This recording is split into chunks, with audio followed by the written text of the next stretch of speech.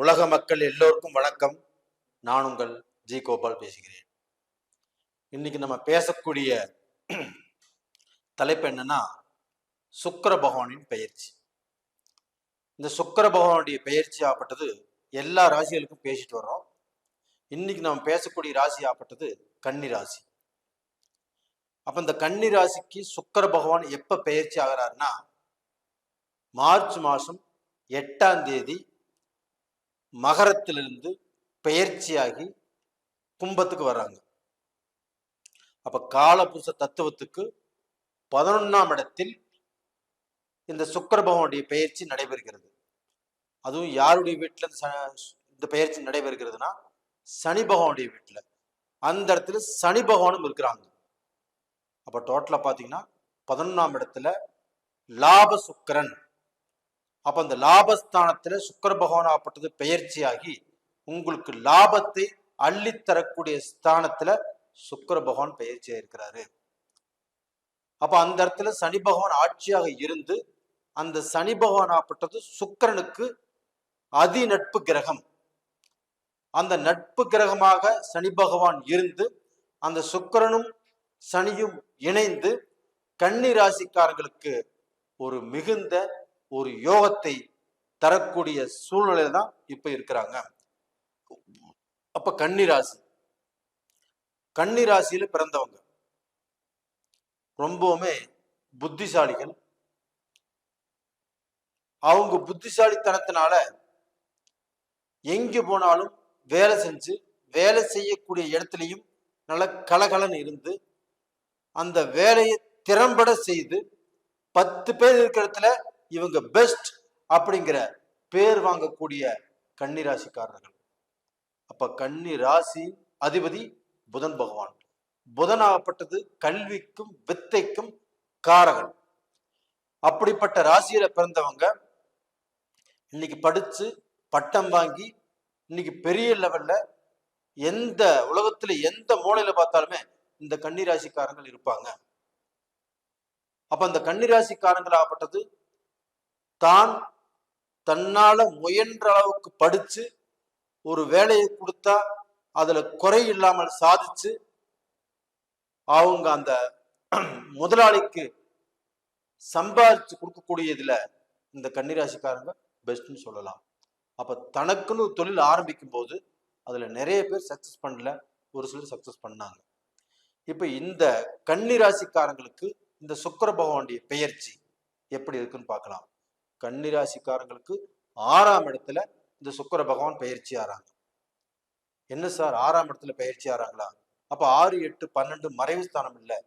அப்ப எங்களுக்கு சுக்கிர பகவானுடைய பெயர்ச்சி கஷ்டத்தை கொடுக்குமா, வளர்ச்சியை கொடுக்காதா? அப்ப எங்களுடைய வளர்ச்சி தடுங்கல் படுமா?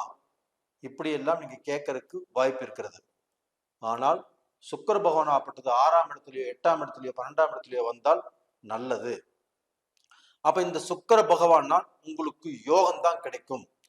அப்ப அந்த சுக்கிர பகவானுடைய ஆதிக்கம் ஒரு மனுஷனுக்கு இருந்தால் அவங்களுடைய வாழ்க்கையில சம்பாதிக்க முடியும், சாதிக்க முடியும், அவங்க லட்சியத்தை அடைய முடியும், அவங்க பெரிய பணக்கார வாழ்க்கை வாழ முடியும், ஒரு சொகுசான வாழ்க்கை வாழ முடியும். அப்ப டோட்டலா பாத்தீங்கன்னா அவங்க ஒரு அந்தஸ்தான வாழ்க்கை, பணக்கார வாழ்க்கை, அவங்கள பார்த்து எல்லாருமே பொறாமப்படக்கூடிய வாழ்வாங்க.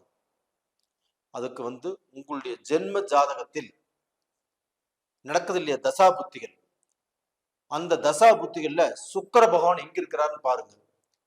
அப்ப அந்த சுக்கிர பகவான் ஆப்பட்டது உங்களுடைய ராசிக்கு சுபகிரகங்கள் அந்த சுக்கிரனை பார்த்தோ, அந்த சுக்கிரன் இருந்த ஸ்தானம் ஆப்பட்ட நல்ல ஸ்தானத்துல இருந்தோ உங்களுக்கு தசா புத்தி நடத்தினாங்கன்னா கண்டிப்பாக கன்னி ராசிக்காரங்களுக்கு மிகப்பெரிய யோகம் தான். அப்ப டோட்டலா பாத்தீங்கன்னா லக்னம் என்பது உயிர், ராசி என்பது உடல். அப்ப இந்த லக்னமும் இந்த ராசியும் தான் இந்த தசா புத்திகள்னால இயங்கக்கூடியது. அப்ப இந்த தசா புத்திகள் ஆகப்பட்ட நமக்கு சாதகமா பாதகமான்னு பார்த்துக்கோங்க. இது ரொம்ப ரொம்ப முக்கியம். இப்ப நாம் சொல்லக்கூடிய பலன் ஆகப்பட்டது கோல்சார பலன். இதை முழுசா 100% எடுத்துக்க வேண்டாம். அப்போ 30% எடுத்துக்கோங்க. அப்ப உங்களுடைய ஜென்ம ஜாதகத்துல உங்களுக்கு என்ன தசா புத்திகள் நடக்குதோ அந்த தசா புத்தியில வச்சுதான் நீங்க பலனை பார்க்கணும். அப்ப இந்த சுக்கிர பகவான் ஆப்பட்டது கன்னி ராசிக்காரங்களுக்கு ஒரு அதிகப்படியான ஒரு நல்ல வாய்ப்பை கொடுக்க காத்துட்டு இருக்குது.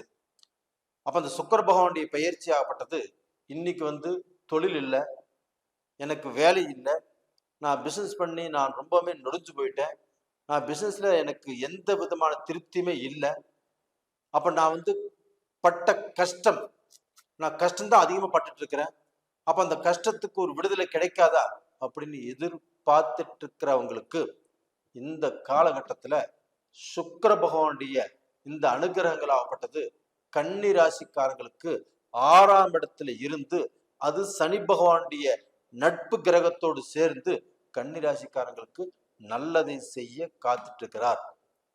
அப்ப இந்த பீரியட்ல இப்ப இந்த 6ஆம் இடத்துல சுக்கிர பகவான் இருக்கிறாருன்னா உங்களுக்கு சத்துருக்கள் உங்களை விட்டு விலகுவாங்க, எதிர்ப்புகள் இருக்காது, போட்டி பொறாமைகள் இருக்காது. அப்ப டோட்டலா பாத்தீங்கன்னா பிரச்சனையே இல்லாத ஒரு மாதமாக இந்த மாதம் உங்களுக்கு அமையும்.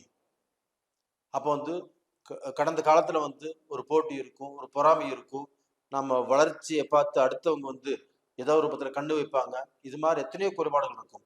அப்ப இந்த மாதத்துல அந்த தடைகளே இல்லாத மாதமாக இந்த மார்ச் மாதம் இருக்கும். அப்ப இந்த மார்ச் மாதத்துல நீங்க என்னென்ன ஆசைப்பட்டீங்களோ, எது செய்யணும்னு நினைச்சீங்களோ, இந்த சுக்கிர பகவானுடைய ஆதிக்கத்தினால் வளரப் போகிறீர்கள், நீங்கள் சாதிக்க போறீங்க, நீங்க சம்பாதிக்க போறீங்க, இது உறுதி. இது போக இந்த இந்த கன்னி ராசியில பிறந்தவங்க உத்திர நட்சத்திரம், அஸ்த நட்சத்திரம், சித்திரை நட்சத்திரம், இந்த 3 நட்சத்திரத்தில் பிறந்திருப்பாங்க. அப்போ இந்த நட்சத்திர பலன் சொல்லணும்னா உத்திர நட்சத்திரம் சூரிய பகவானுடைய நட்சத்திரம். அப்போ இந்த கன்னி ராசியில பிறந்தவங்களுக்கு அந்த சூரியனும் சனியும் சுக்கிரனும் இணைந்திருக்க போறாங்க அந்த மார்ச் 14ஆம் தேதிக்கு மேல. அப்ப அந்த இணைந்திருக்கக்கூடிய காலகட்டங்கள் ஆகப்பட்டது கண்டிப்பாக அந்த சூரிய பகவான் ஆகப்பட்டது உங்களுக்கு நல்லதை செய்வார். அப்போ சனியும் சூரியனும் இணைஞ்சிருக்கிறாங்கன்னா சனி ஆட்சி பெற்ற சனியோடு சூரியன் சேருவதனால கண்டிப்பா யோகம்தான். அது 6ஆம் இடமாக இருந்தாலும் உங்களுக்கு யோகம்தான். உங்களுக்கு 12ஆம் இடத்து அதிபதி 6ஆம் இடத்துல இருப்பது உங்களுக்கு யோகம்தான். அப்ப அந்த சூரியனால உங்களுக்கு நல்லதுதான் நடக்க போகுது. உத்திர நட்சத்திரத்துல பிறந்தவங்க எல்லாருமே இந்த காலகட்டத்துல அவங்களுக்கு என்ன தேவைகள் இருக்குதோ அந்த தேவைகளை பூர்த்தி செய்வதற்கு அருமையான டைம். இதுக்கு அடுத்தது பாத்தீங்கன்னா அஸ்தம் நட்சத்திரம். அப்ப அந்த சந்திர பகவானுடைய நட்சத்திரம். அப்ப அந்த அஸ்த நட்சத்திரத்துல பிறந்தவங்களுக்கு ஆகப்பட்டது இப்போ கொஞ்சம் தாமதமாக சில காரியங்கள் ஆகப்பட்டா அவங்களுக்கு நடந்துட்டு இருந்தது கடந்த காலத்துல. இந்த பீரியட்ல பாத்தீங்கன்னா அவங்க வெளிநாடு போகணுமோ கண்டிப்பா போக முடியும். வெளிநாடு போவதற்கு இதற்கு முன்னாடி தடைகள் ஆயிட்டு இருந்ததா, அந்த தடைகள் ஆகப்பட்டது உடைக்கப்பட்டு இந்த காலகட்டத்துல வெளிநாடு கண்டிப்பா போயே தீர்வாங்க. அப்போ இந்த காலகட்டத்துல அங்கே வெளிநாட்டுல வாழ்ந்துட்டு இருக்கிறவங்களும் சரி, அவங்களுக்கு தொழில் சரியில்லை, பிசினஸ் சரியில்லை, நான் எந்த நேரத்துல வந்தேன்னே தெரியல, எனக்கு எல்லாமே கஷ்டமா இருக்குது அப்படின்னு நினைச்சாங்கன்னா இந்த பீரியட்ல அவங்க அந்த கஷ்டம் எல்லாம் தீரக்கூடிய நேரம். அப்ப அந்த கஷ்டத்திலிருந்து விடுதலையாகி அவங்க நல்லதை பார்க்க போறாங்க. இது போக சித்திரை நட்சத்திரம். இந்த சித்திரை நட்சத்திரம்ங்கிறது செவ்வாயுடைய நட்சத்திரம். அப்ப அந்த செவ்வாய் பகவான் ஆகப்பட்டது கன்னி ராசிக்காரங்களுக்கு 5ஆம் இடத்தில் உச்ச பலம் பெற்று மார்ச் மாதம் 16ஆம் தேதி அந்த மகரத்துக்குள்ளிருந்து கும்பத்துக்கு அந்த உச்சம் பெற்ற செவ்வாய் ஆகப்பட்டது பெயர்ச்சி போறாங்க.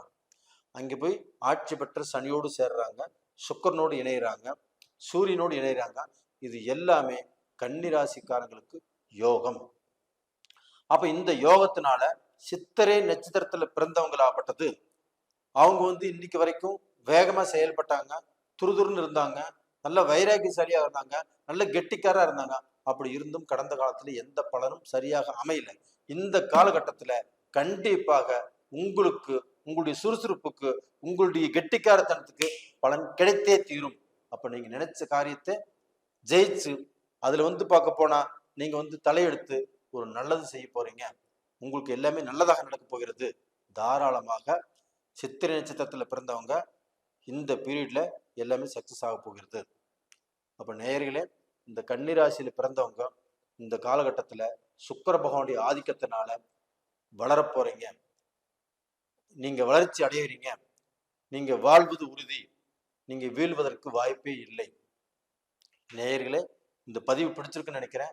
பிடிச்சிருந்தா லைக் பண்ணுங்க, சப்ஸ்கிரைப் பண்ணுங்க, ஆல் அப்படிங்கிற பெல் பட்டனை ப்ரெஸ் பண்ணிக்கோங்க.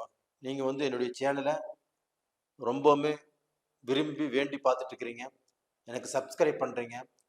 அதே சமயத்தில் நீங்க என்னுடைய சேனலை தொடர்ந்து பார்த்துட்டு வர்றதுனால எனக்கு ஒரு ஊக்குவிப்பு கிடைக்கிறது. கண்டிப்பாக உங்களுடைய ஊக்குவிப்புக்கும் நீங்கள் சப்ஸ்கிரைப் பண்ணினதுக்கும் என்னுடைய மனமார்ந்த நன்றிகள். அதே சமயத்தில் இந்த சேனலை பார்க்குறீங்க, சப்ஸ்கிரைப் பண்ணாதவங்க சப்ஸ்கிரைப் பண்ணுங்க, உங்கள் நண்பர்களுக்கும் ஷேர் பண்ணுங்க. அதே சமயத்தில் உங்களிடமிருந்து விடைபெறுவது உங்களின் ஜி கோபால். நன்றி, வணக்கம்.